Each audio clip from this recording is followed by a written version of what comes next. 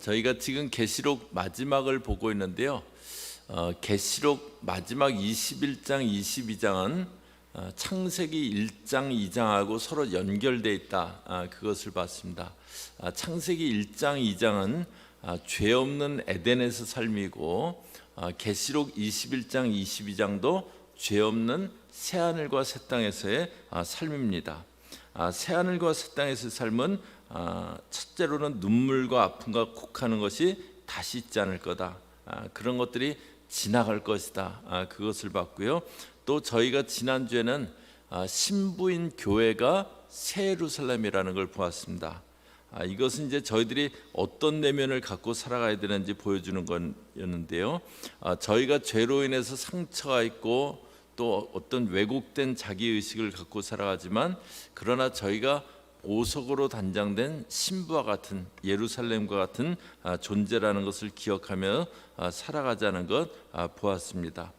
이것은 이제 하나님이 계획하신 이 21장, 22장은 하나님이 계획하신 원래 인간의 모습, 원래 하나님이 계획하시고 디자인하신 그 인간의 그 모습을 말해줍니다. 하나님이 인간을 창조하실 때 인간에게 눈물과 죽음이 계획되어 있지 않았습니다. 창조된 인간이 낮은 자존감을 갖고 갈등하면서 살도록 계획되어 있지 않았습니다. 그런 창조 때 계획되었던 인간의 원래의 모습이 여기 21장, 22장에서 보여집니다. 그런데 이것은 꼭 천국에 들어갔을 때 그때만의 삶이 아니고, 저희들 영생은 이 땅에서부터 시작된다. 예수를 믿으면서 영생은 이 땅에서도 시작된다는 것 보았습니다. 오늘 말씀은 이제 또 다른 하나님의 창조의 계획이 회복된 모습을 보여주는데요. 저희 1절부터 다시 한번 보시겠습니다. 또 그가 수정같이 맑은 생명수의 강을 내게 보이니 하나님과 및 어린 양의 보좌로부터 나와서, 수정같이 맑은 생명수의 강을 내게 보이니, 그 대접장을 부었던 7 천사 중에 하나가 지금 요한에게 환상을 보여주는데, 그런데 수정같이 맑은 생명수의 강을 보여줍니다. 그런데 이제 에덴 동산에도 4개의 강이 흐르고 있었죠. 그래서 이 강은 생명을 나타냅니다. 저희 인간은 생명의 존재입니다. 그런데 죽음이 들어왔고, 죽음 같은 상황과 심령이 저희를 찾아오기도 합니다.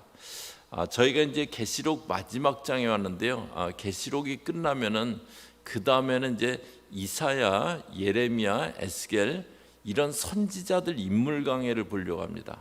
그 선지서를 보는 게 아니고, 이사야 66장이거든요. 그걸 금요일 날 보는 게 아니고, 이사야서를 쓴 이사야는 어떤 선지자였나, 예레미야를 쓴 예레미야는 어떤 선지자였나, 이제 그걸 좀 보려고 하는데요. 여러분들은 관심이 있으실지 모르지만 저는 지금 굉장히 관심이 있습니다. 네, 그래갖고 이제 지금 좀 이제 준비를 이렇게 하려고 하고 있는데요. 그런데 이제 이사야 같은 경우에는 이스라엘이 멸망할 거다, 그걸 외쳤던 선지자였습니다. 예레미야는 멸망 직전, 그리고 멸망을 바라봤던, 멸망을 목도했던 그 시대의 선지자입니다. 그리고 에스겔 같은 경우는 바벨론의 포로로 잡혀갔을 때 그때의 선지자입니다. 에스겔 같은 경우는 포로로 잡혀갔으니까 정말 암울한 상황이에요. 그런데 그가 환상을 보죠. 에스겔서 47장 1절이요. 저희 같이 읽습니다. 에스겔서 47장 1절. 계시록에서 에스겔 가려면 한참 걸립니다. 같이 읽겠습니다. 시작. 그가 나를 데리고 성전문에 이르시니 성전의 앞면이 동쪽을 향하였는데, 그 문지방 밑에서 물이 나와 동쪽으로 흐르다가 성전 오른쪽 제단 남쪽으로 흘러내리더라. 성전 문지방에서 강물이 흘러나오는 그 에스겔의 환상을 보게 됩니다.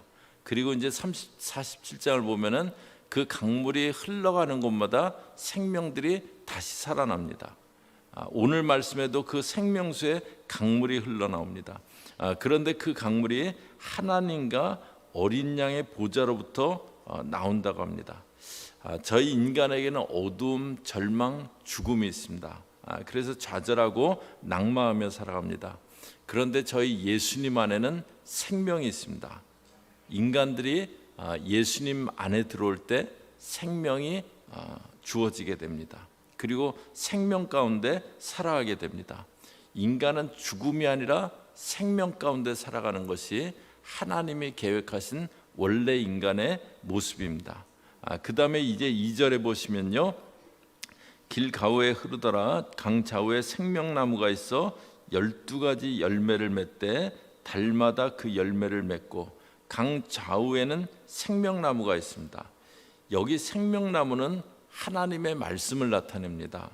광야에서 이스라엘 백성들의 만나를 주시면서 만나를 먹게 하셨죠.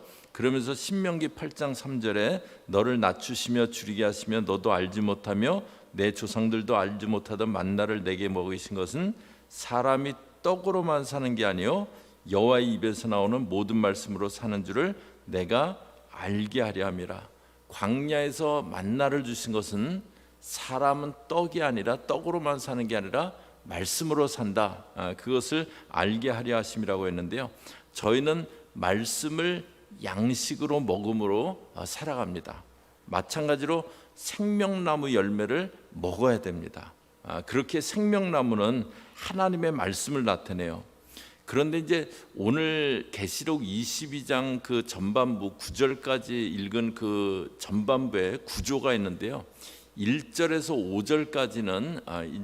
5절까지 내용이 나오는데, 그런데 6절부터 9절까지는 그 1절에서 5절까지 내용을 좀 부연해서 설명해 주는 그런 구조로 되어 있습니다. 그래서 한번 6절에 가보세요. 또 그가 내게 말하시기를 이 말은 신실하고 참된지라 주고 선지자들의 영의 하나님이 그의 종들에게 반드시 속히 되어질 일을 보이시려고 그의 천사를 보내셨도다. 여기서 이 말씀을 신실하고, 하나님의 말씀을 신실하고 참되다라고 하면서 하나님을 뭐라고 부르냐면 주고 선지자들의 영의 하나님, 선지자들의 영의 하나님. 선지자들이 예언 사역을 할 수 있었던 것은 하나님의 영이 임했기 때문이다. 그것을 얘기해 줍니다. 그러면서 7절에 보라 내가 속히 오리니 이 두루마리의 예언의 말씀을 지키는 자는 복이 있으리라 하더라. 이 두루마리 예언의 말씀을 지키는 자가 복이 있다고 합니다. 저희가 이제 생명나무가 하나님의 말씀이다 봤죠. 그래서 이제 계시록을 시작하면서 1장 3절에서 말씀을 듣는 자, 읽는 자, 그것을 지키는 자가 복이 있다. 그 말씀을 봤었습니다. 기억나시죠? 예, 아멘이 굉장히 적습니다. 1장을 어떻게 22장에서 아직까지 기억해? 막 그런. 예. 근데 하여튼 그 계시록 시작하면서 읽는 자, 듣는 자, 기록한 걸 지키는 자가 복이 있다 하셨는데요. 마치면서도, 그런데 마칠 때 뭐라고 하냐면 예언의 말씀을 지키는 자가 복이 있다고 합니다. 그러니까 하나님의 말씀을 읽기도 하고 듣기도 해야 되지만 또 중요한 부분이 꼭 있어야 되는 게 지키는 겁니다. 여호수아서 1장 8절 말씀이요. 여호수아서 1장 8절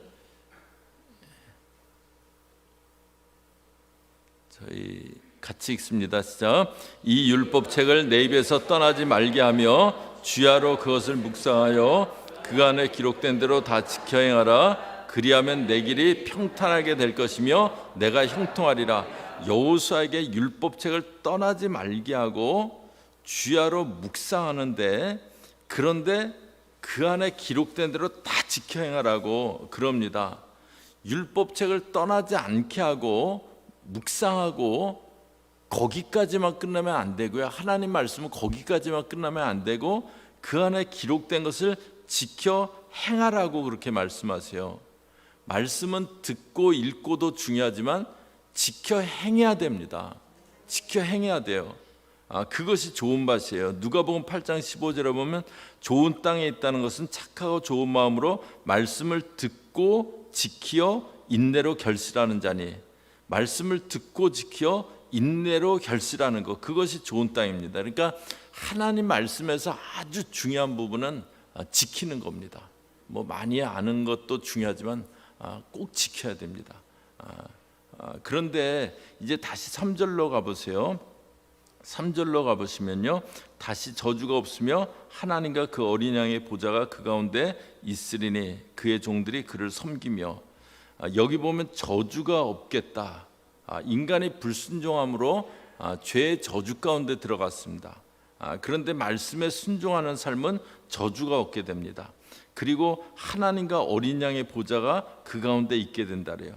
어린 양이 다스리시는 것을 말해줍니다. 말씀에 순종할 때 주님이 다스려 주세요. 말씀에 여기 그 보좌가 가운데 있다는 것은 말씀에 순종하고 이제 주님의 통치가 이루어진 그 모습을 얘기합니다. 그 다음에 이제 3절 뒷부분에 보시면 그의 종들이 그를 섬기며 그랬는데, 여기 섬긴다는 단어는 예배한다는 뜻입니다.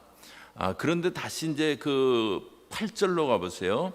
앞부분을 부연 설명해 주는 8절에 가보시면요, 이것들을 보고 들은 자는 나 요한이니 내가 듣고 볼 때 이 일을 내게 보이던 천사의 발 앞에 경배하려고 엎드렸더니.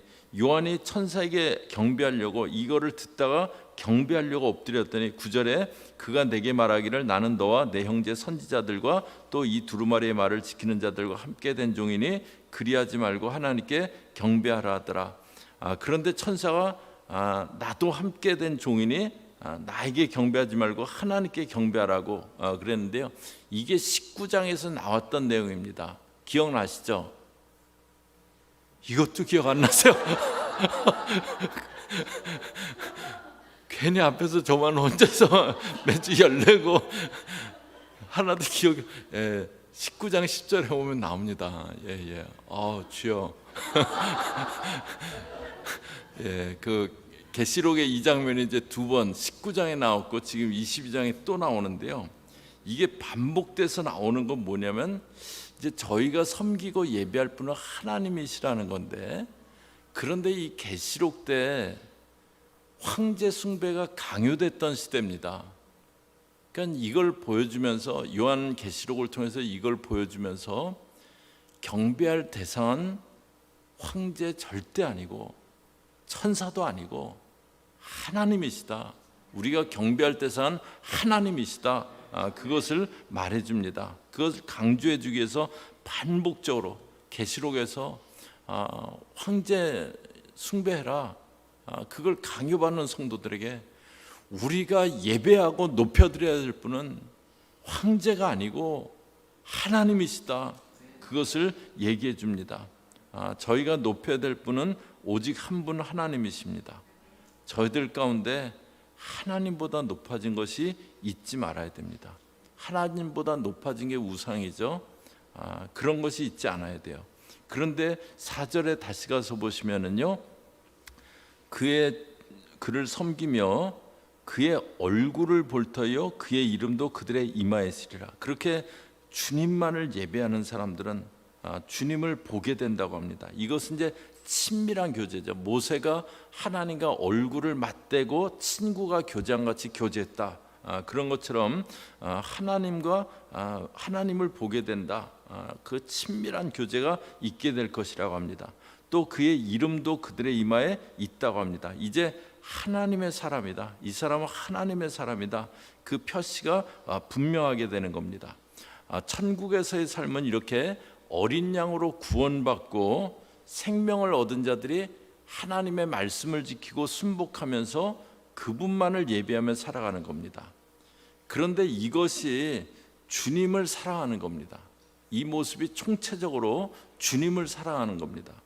저희 믿는 사람들은 주님을 사랑하는 사람들이 돼야 됩니다. 그 사랑의 마음이 식어지거나 잃어버리면 안 되잖아요.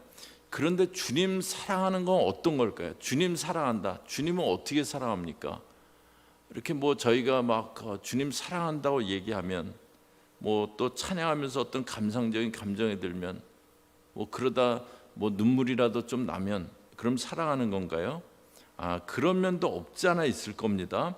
그런데 주님이 이렇게 하는 게 나를 사랑하는 거다, 그걸 딱 말해주신 구절 있죠. 요한복음 14장 21절이요. 저희 앞에 보시면서 요한복음 14장 21절 또 같이 읽습니다. 시작. 나의 계명을 지키는 자라야 나를 사랑하는 자니 나를 사랑하는 자는 내 아버지께 사랑을 받을 것이요 나도 그를 사랑하여 그에게 나를 나타내리니 나의 계명을 지키는 자가 나를 사랑하는 자다. 주님이 주신 계명을 지키는 자가 주를 사랑하는 자다. 그렇게 얘기합니다. 입술로는 주님 사랑합니다 그러는데 주님 말씀은 하나도 지키지 않아요. 그리고 주 앞에 뭐라고 하냐면 아시지요 주님, 마음은 원이로되 육신이 약합니다. 아시지요? 그러는 거예요. 그게 아니고 주님 말씀을 그냥 지키는 겁니다. 그것이 주를 사랑하는 거예요. 저희가 누굴 사랑하면 그 사람 말을 잘 듣고 또 따르고 이제 그러잖아요. 물론 사람끼리는 내가 의견이 다르면 좀 나는 그렇게 생각하지는 않는다, 뭐 그렇게 말할 수도 있겠지만 우리 주님 말씀은 그런 것이 없습니다. 그러니까 주님 사랑하는 것은 주의 말씀을 지키는 겁니다. 주의 말씀을 지키는 거예요. 그리고 이제 주님이 저희에게 경고하신 것이 있는데요. 마태복음 6장 24절이요. 또 같이 읽습니다. 시작. 한 사람이 두 주인을 섬기지 못할 것이니 혹 이를 미워하고 저를 사랑하거나 혹 이를 중히 여기고 저를 경히 여김이라. 너희가 하나님과 재물을 겸하여 섬기지 못하느니라. 여기 이제 두 주인 섬길 수 없다 그럽니다. 둘이 있으면은 하나를 미워하고 다른 쪽을 사랑하게 되거나 이제 그런다는 거죠. 그러면서 하나님과 재물을 겸하여 섬기지 못한다고 합니다. 그러니까 재물이 가장 중요한 사람은 재물이 주인이고 재물을 사랑하는 겁니다. 뭐 꼭 재물만이 아니고 예수님이 아버지나 어머니나 형제나 자매를, 아들이나 딸을 나보다 더 사랑하는 자는 내게 합당치 않다고 그러셨죠. 그러니까 주님을 사랑한다는 것은 주님 말씀을 지키는 거고, 그리고 주님보다 높아진 것이 없는 겁니다. 이렇게 주의 계명을 지키고 주님보다 높아진 것이 없는 것, 주님만을 예배하는 겁니다. 그것이 이제 오늘 보여준 천국에서의 삶이에요. 영생을 얻고 그래서 주의 말씀을 지키고 또 주님의 가장 귀한 분이 되어서 그분만을 높이면서 예배하는 겁니다. 그러면서 이제 주님과의 교제를 이렇게 나누는 삶이 되는 건데요. 그런데 이 모습이 에덴에서의 삶의 모습입니다. 하나님은 저희 인간하고 사랑의 교제를 나누기 원하셔서 인간을 창조하셨어요. 그리고 그들을 에덴 가운데 두셨습니다. 그리고 에덴 동산에 거니시면서 인간과 교제를 나눴어요. 그것이 하나님이 인간을 창조하신 목적이었고 디자인이었습니다. 그런데 저희 인간이 어떻게 했죠? 불순종하고 범죄함으로 에덴에서 쫓겨나게 됐어요. 그 뒤로 이제 하나님은 자기와 사랑의 교제를 나눌 자기 백성들을 세워나가세요.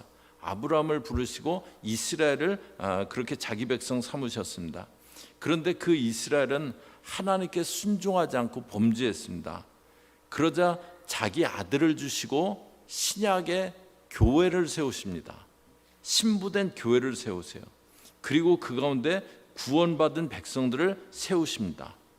그리고 그들에게 새하늘과 새 땅을 예비해 주세요. 그리고 그 천국에서 하나님이 그들과 사랑의 교제를 이어갈 겁니다. 그것이 이제 계시록 21장, 22장이 보여주는 거죠. 성경은 하나님이 인간들과 사랑의 교제를 나눌 그 계획을 갖고 인간을 창조하시는 것으로 시작해요.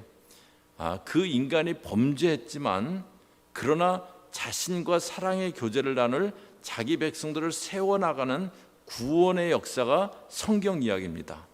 그것이 창세기 3장부터 계시록 20장까지, 그리고 새하늘과 새 땅에서 그 하나님의 계획이 완성될 겁니다. 하나님이 창세기 1장 2장에서 계획을 갖고 인간을 창조하셨고 사랑의 교제를 목적으로 인간을 창조하셨고 범죄하고 떠난 인간들 가운데서 자기 백성들을 세우시는 게 계시록 20장까지의 내용이고, 그리고 그 완성된 새하늘과 새 땅에서 그들과 다시 그런 온전한 사랑의 교제를 나누는 하나님의 계획이 완성될 겁니다. 그런데 이제 저희들에게 영생은 이 땅부터 시작하기 때문에 이 땅에서도 그러한 영생의 삶을 살아가라고 하세요. 이 땅에서도 저희들이 주님과 사랑의 교제를 나누면서 살아갈 수 있습니다. 저희가 주의 말씀을 지키고 주님보다 높아진 것이 없이 주님만을 예배하며 사랑할 때 이 땅에서도 저희가 주님과 사랑의 교제를 나누며 살아가게 됩니다.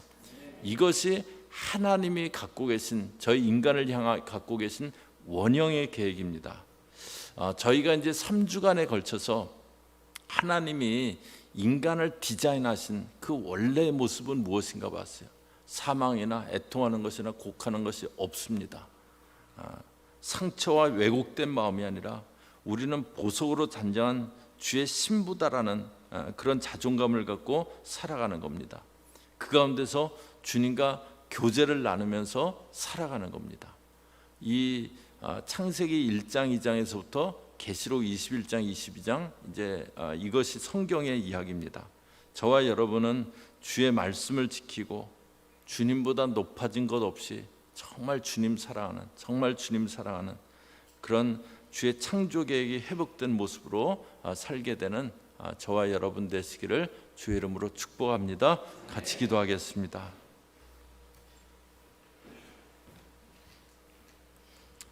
하나님, 주의 말씀을 지키는 것이 주를 사랑하는 것이라고 했습니다. 나보다 더 높아지고 사랑하는 것이 없게 하라고 하셨습니다. 저희가 주님만 예배하게 하시고 주님과 온전한 교제를, 사랑의 교제를 누리는 하나님이 저희들을 창조하신 그 디자인과 하나님의 창조의 모양대로, 원형의 모양대로 그렇게 삶을 살아가는 그런 주의 백성들 되어지게 저희들 붙잡아 주시옵소서. 예수님의 이름으로 기도드립니다. 아멘.